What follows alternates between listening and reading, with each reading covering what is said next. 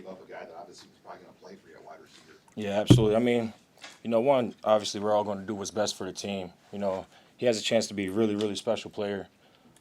He's very versatile and unique. I think he's going to have a chance to help us no matter where he's at. But, I think that just tells you about our team. Mosey goes to the running back room and this next guy up mentality in our room. And then just trying to, stack days on days with each other and just get better as a group individually. Is that a scenario? I mean, do you fight to keep him in the room, or is it? I guess how does that work between coaches when? Yeah, when it's Mosey, you fight to keep him in your room.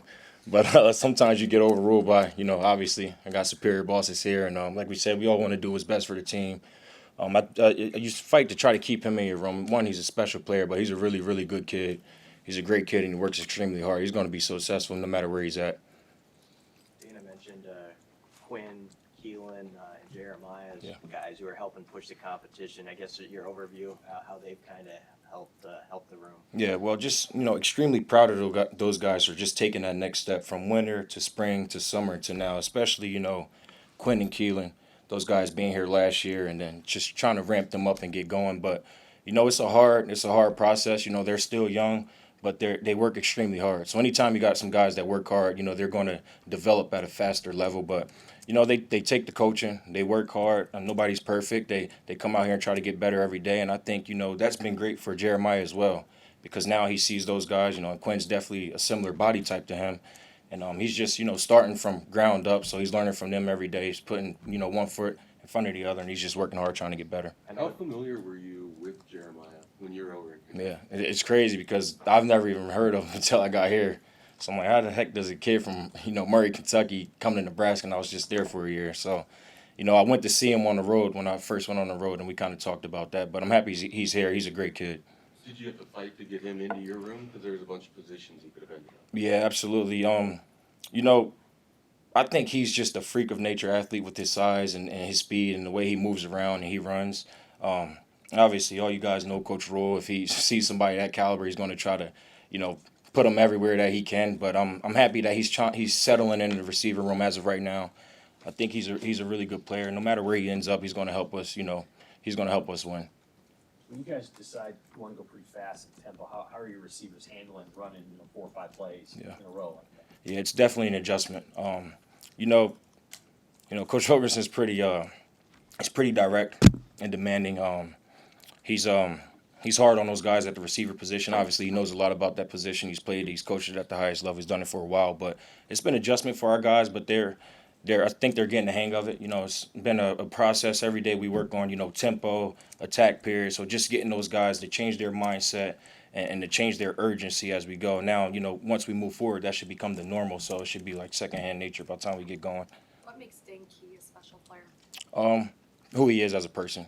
I mean, he's a good player. He's been a 3-year starter in the SEC, but who he is as a person has really helped our room. We have so many young guys in that room, and just the way he carries himself, he's always in the building getting extra work. He's always taking care of his body. He wants, his other guys in the room to succeed. So I think, when younger guys see older guys that have production and that have had success and see that how they work and they work hard, it's kind of easier for those guys to follow. Back to those plays kind of going in a row. What's the hardest part of trying to do 4 or 5 plays? Is it the conditioning? Is it lining up right? What's the challenge? Probably a little bit of both, right? The conditioning aspect, anytime you're in competitive period, their heart's racing, their mind's racing, so everything's going up, the adrenaline's going up. So the conditioning aspect, obviously, and then that's just a tough deal. What we do, we demand a lot from those guys. Those guys are expected to run all day, but they're in pretty good shape. I think Coach Campbell did a great job with those guys. Also, Kristen too with the nutrition, they look pretty good. So we just got to continue to get stronger mentally, and I think that will help us a lot. From a 2-minute offense perspective, how do you feel like your receivers are doing in that sort of compressed period every day? I think we're getting better. We're not where we need to be yet, but we're getting better. I think Coach Hogerson's really, really harping on 2-minute and the importance of it. Whether it's end of game situation, end of half situation, or we just want to go hurry up, just, harping on the urgency changing and just, getting our eyes to the sideline, things of that nature. So the more we do it, the more we'll get comfortable. You knew you had a good player in Ja'Cory when you got here, but what since you got here, what have you seen him maybe take a step in? Yeah, mentally, he's just matured a lot. Obviously Ja'Cory was, a good player last year. He played early as a freshman, so, it's hard, that next year when you play early as a freshman, because when you play, you're just playing on pure talent. You don't really know what you're doing yet. So now the spring, he worked on a lot of technical stuff as far as technique within the position. And I think there were some growing pains in the spring for him there. So you can see kind of that frustration. But he's worked extremely hard over the summer. And I'll tell you what, he's playing pretty fast right now. I'm really happy with him. He's just got to continue to develop. He's still young. I think he's going to be just fine. When you say technical stuff, like what are we talking about? Technique at the receiver position, as far as top of the route mechanics, press, line mechanics, just in and out of my breaks, stuff like that. Just small technique stuff. I mean, he was just so young, and when you get a guy like that, he's just so fast. So all he knows is boom, 100 miles per hour. So now it's like controlling your speed, dropping your weight, playing with good pad level, playing with a good base, catching with extension. So I think he's definitely trying to take the step in the right direction. How was this group against man coverage? I mean, I know that was an issue at times last year where guys were getting the separation. Absolutely. Those how have you guys worked on that this fall?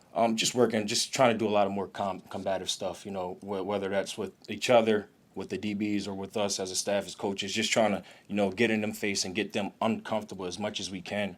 We play in a really good league, and we're going to play some pretty good teams, starting off week 1. But the thing with man is sometimes you're going to be open, sometimes you're going to be not, but we just want to get their mindset to just make the play regardless, if that makes sense. Want to make a lot of contested catches, which they're going to have to do at the next level anyway if they get a shot to go to guy one. Hunter and Bonner obviously have a unique physicality maybe among the receivers. How have you seen those guys develop here so far in training? Yeah, well, Bonner, I would say he's a unit. He's a big dude. Like, we run individual.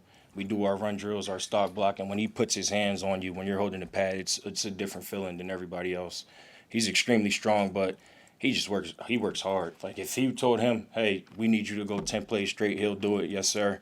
I think he's starting to develop, he's starting to get a hang of playing, the receiver position. We use him at so many spots. He's really a utility football player. He's really good for us, but he's getting better at the receiver position. He's a great teammate, too. I really love having him in the room. And then Isaiah, he looks pretty good right now. I think he does. He looks pretty good right now. But the biggest thing with Isaiah is just getting him going every day. He's still young, so just getting him going. He's really talented, so just trying to pull that out of him. Is he a guy that can go up and just make a lot of 50-50 plays? I hope so. He can do it. Does he have the ability to do it? Yes. Does he have the mindset? Yes. So, I think with him is, just the more opportunity, with the younger players, the more opportunities and chances that they can get, especially in practice settings, that will help them out, as we continue to move forward in the game settings and really slow it down for those guys. What do you think of the unit's run blocking so far, and how much are you able to train that? Yeah. So the biggest thing we only had pads on. We had uppers on yesterday, and then we put them on today. So we did a lot better today, I would say that. The biggest thing with the run blocking is we tell these guys it's just like special teams, it's effort in 1-2. So if we can just continue to harp that in their head and, play for each other, not only, receiver room, but play for the backs, play for the quarterbacks, blocking for the team, just do your job. So I think they're embracing that. I think they're willing to get better, obviously. We all know how the receiver position is, but if you got a group of wideouts that are willing to block and be physical, that can really change the game and change, our offensive dynamic. Anything else from Coach? Thanks, Coach. Thank you, guys. Have a good day.